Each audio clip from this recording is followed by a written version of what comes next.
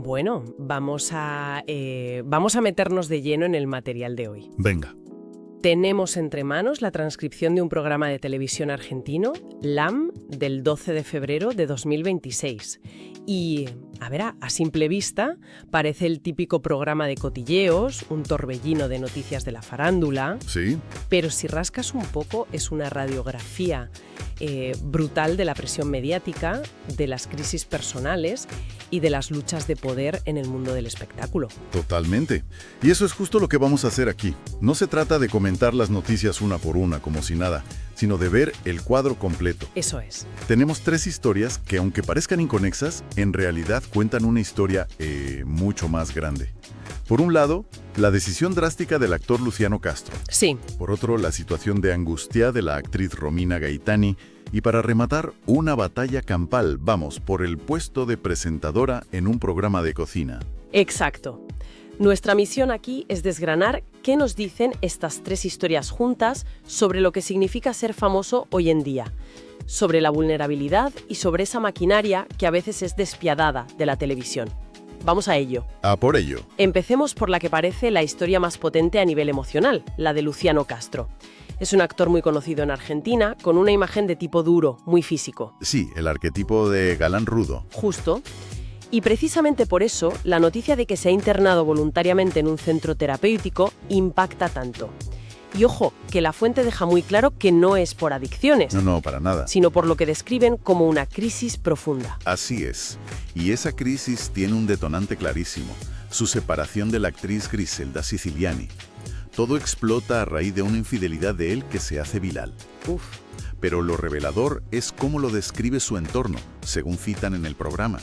Dicen que él siente que perdió la mujer de su vida y, más importante aún, que reconoce un patrón autodestructivo.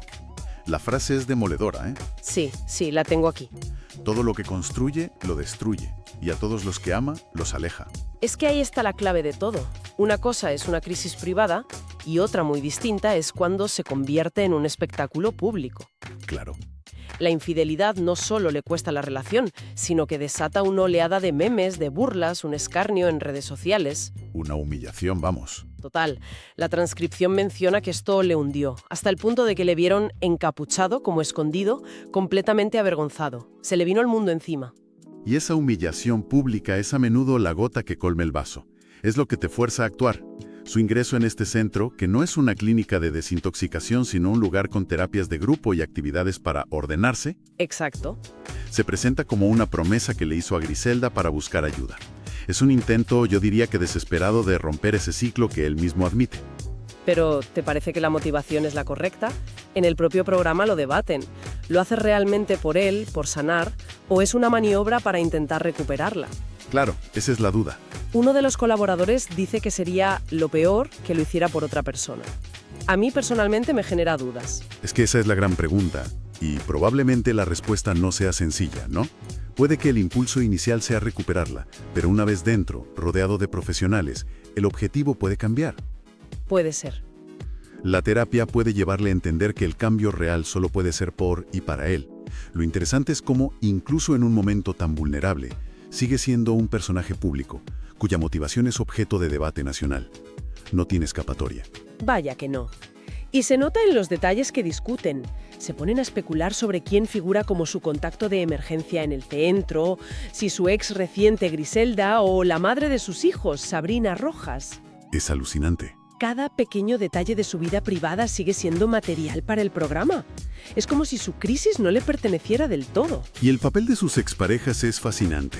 Tanto Sabrina Rojas como Flor Vigna, otra de sus parejas anteriores, ya habían soltado en el pasado pistas sobre una oscuridad, o un lado complicado de él. Cierto, lo mencionan. Ahora, con todo esto sobre la mesa, esas insinuaciones cobran un nuevo significado, casi profético. Es como si dijeran: ya os lo advertimos. Se valida su versión de la historia a costa del colapso de él. Es que esa sensación de perder por completo el control sobre tu propia narrativa, sobre tu vida, tiene que ser terrible. Y si en el caso de Castro es un control emocional y público, en la siguiente historia que se trata, la de la actriz Romina Gaetani, esa pérdida de control adquiere una dimensión física y aterradora.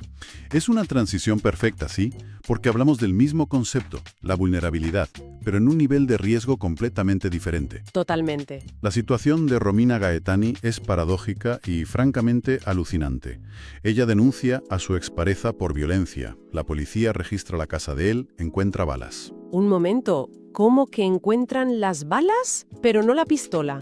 Eso ya de por sí suena a película de suspense. Exacto, y aquí viene lo increíble del sistema. A él se le concede la libertad bajo fianza con dos condiciones: pagar 7 millones de pesos y, por supuesto, entregar el arma que falta. ¿Vale? Mientras tanto, ¿qué pasa con ella, con la denunciante? Pues que le ponen una consigna policial en la puerta de su casa. O sea que el presunto agresor está en la calle, con un arma supuestamente perdida por ahí, y la víctima es la que vive con un policía en la puerta. Eso es. Como si estuviera en arresto domiciliario. Ella misma lo dice, según la fuente, se siente presa en su propia casa. ¿Es el mundo al revés? Pone sobre la mesa una pregunta muy seria sobre dónde recae el peso de la seguridad en estos procesos. Aunque la justicia sigue sus pasos, que son lentos, la persona en riesgo vive en un estado de alerta constante. Claro. El abogado de la actriz manda un audio al programa confirmando que finalmente el arma fue entregada y que ella está más tranquila, pero el calvario que ha pasado durante esos días de incertidumbre es tremendo. Me imagino. El policía en la puerta, que debería ser una medida de seguridad, se convierte en un recordatorio constante del peligro. Y, por si fuera poco, en el programa añaden un dato que lo empeora todo.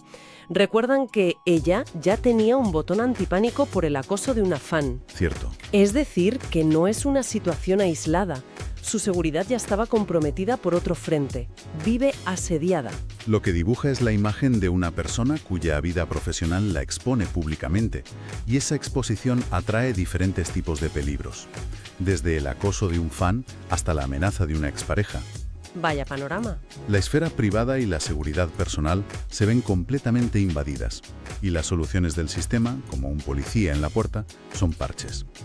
Parches que no solucionan el problema de fondo. Hablando de cómo la vida profesional puede volverse un infierno, la tercera historia es un cambio de tercio total, pero se conecta con esto. Pasamos del drama judicial a una guerra de poder televisiva. Ajá. Que parece menos grave, pero que para la persona implicada es su medio de vida el que está en juego. Es el caso de la presentadora Eugenia Tobal en el programa Escuela de Cocina. Vaya historia. Es casi un manual de cómo funciona la precariedad en los medios. Tobal se estrena como conductora del programa. Se va de vacaciones, algo que ya tenía pactado de antes. Sí, eso lo dejan claro. La productora ficha a otra presentadora, Rocío Marengo, para sustituirla solo 3 días. Y en esos 3 días se monta el lío. Al parecer, la audiencia sube un poco, 1/10, y eso es suficiente para que se desate una tormenta de rumores. 1/10. Empiezan a decir que Marengo se queda, que si van a copresentar, que si directamente despiden a Tobal. La situación se vuelve una locura. Y aquí es donde la historia da un giro que parece sacado de una comedia absurda de verdad. Para su regreso al programa, después de las vacaciones, Eugenia Tobal entra al plató escondida en el maletero de un coche. ¿En el maletero? En el maletero. La excusa oficial es que era para dar una sorpresa a sus compañeros. Venga ya, ¿quién se cree eso?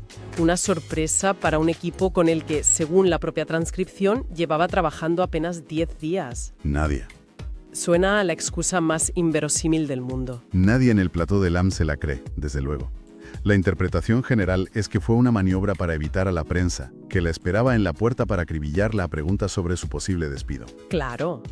Es una metáfora perfecta de su situación. Tener que entrar por la puerta de atrás y escondida a tu propio programa. Simboliza una humillación y una debilidad absolutas. Es que la escena que describen de su regreso es muy tensa. Dicen que el recibimiento fue frío, forzado. Sí.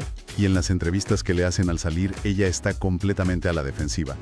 No para de repetir, no me echaron, no me echaron. Uf, qué mal. Cuando tienes que insistir tanto en algo, normalmente es porque tu posición es muy frágil. La dejaron totalmente vendida. Y mientras ella intenta salvar los muebles públicamente, por detrás se siguen moviendo los hilos. El programa informa de que ha habido una reunión en el canal para ofrecerle la conducción a una presentadora veterana, Susana Rocasalvo. Otra persona. Y cambiar el formato por completo para mezclar cocina con prensa del corazón. O sea, mientras Tobal niega que la hayan echado, ya le están buscando sustituta y planeando un programa totalmente distinto. Es terrible. Es la definición de la naturaleza implacable de esta industria. Es que un contrato o la lealtad parecen no valer nada frente a un ligero repunte de audiencia. Su carrera pende de un hilo por un rumor y una sustitución de 3 días. Es una lucha de poder en toda regla y ella es la pieza más débil del tablero. Fíjate en el contraste. Luciano Castro lucha por controlar su vida interior. Sí. Romina Gaetani lucha por controlar su seguridad física. Y Eugenia Tobal lucha por controlar su narrativa profesional, por no parecer la despedida. Es verdad. Los tres, en diferentes ámbitos, están peleando por recuperar una sensación de control que han perdido por completo. Entonces, si unimos todas las piezas, ¿qué tenemos? Un actor que se rompe por la presión de sus errores y el juicio público. Una actriz que vive con miedo, esperando que el sistema la proteja. Y una presentadora que tiene que hacer malabares para conservar su trabajo en un entorno caníbal. Lo que vemos es un ecosistema mediático donde la vulnerabilidad es la materia prima del espectáculo. Se expone, se analiza, se vende. Totalmente. Pero al mismo tiempo, para la persona que la sufre, esa misma vulnerabilidad es una debilidad peligrosa que la industria, el público o la justicia pueden explotar o gestionar de forma deficiente. Es una paradoja tremenda. Tu fragilidad se convierte en contenido y la lucha por sobreponerte a esa fragilidad es a su vez más contenido todavía. Exactamente. Y en medio de todo esto está el juicio constante. Y no solo de los directivos de un canal o de un juez, el juicio del público. Y eso me lleva a la reflexión final que nos deja el propio material, que me pareció la guinda del pastel. A ver.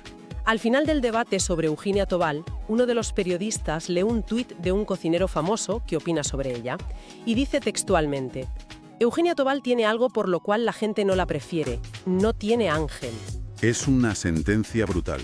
En una frase, dicha por un tercero en una red social, se resume toda su situación. Es que es eso. No importan su profesionalidad, su trayectoria o su esfuerzo. Todo se reduce a algo tan subjetivo e indemostrable como tener o no tener ángel. Y esa es la pregunta que nos queda flotando. En este mundo tan expuesto, donde todo se juzga al instante, ¿quién demonios decide quién tiene ángel? Buena pregunta. ¿Es la audiencia con el mando a distancia?